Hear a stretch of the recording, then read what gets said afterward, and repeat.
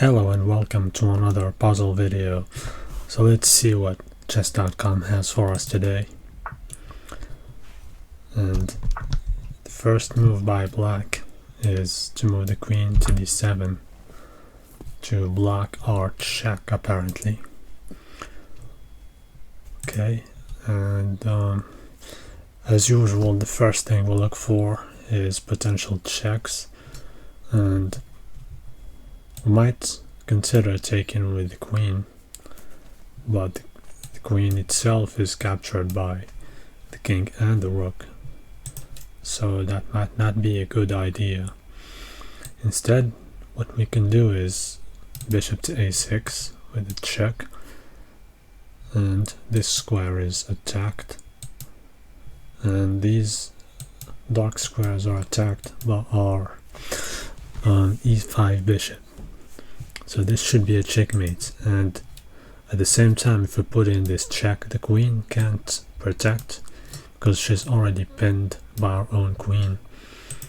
So let's see, and this is called the Boden's mate. I think this pattern is recurring in chess, but it doesn't show up here for some reason, but I think it's called Boden's mate. Okay, next challenge. If it works. Okay, here we go.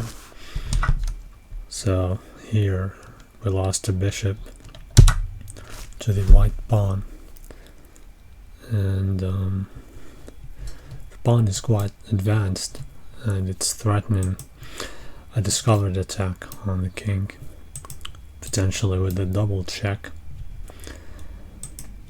So we need to act fast. And again, we'll look for checkmates first. These two squares are attacked by the queen, so this leaves us with this check, c2 check, which should result in a checkmate. And even if that weren't a checkmate, we still would have won the queen after this fork, so it's still a good move regardless of check status. And for the last challenge, we have a knight move. One of the principles or general best practices is to move the knight away from the I think these are called the flanks. I will have to double check that. But I think there's an expression that goes something like a knight on the rim is grim, or something like that. So, and the reason is that a knight here that's positioned here only covers 4 squares, whereas a knight that's positioned somewhere in the center covers twice as many squares. So that's why it's generally recommended to keep the knight away from these sides of the board.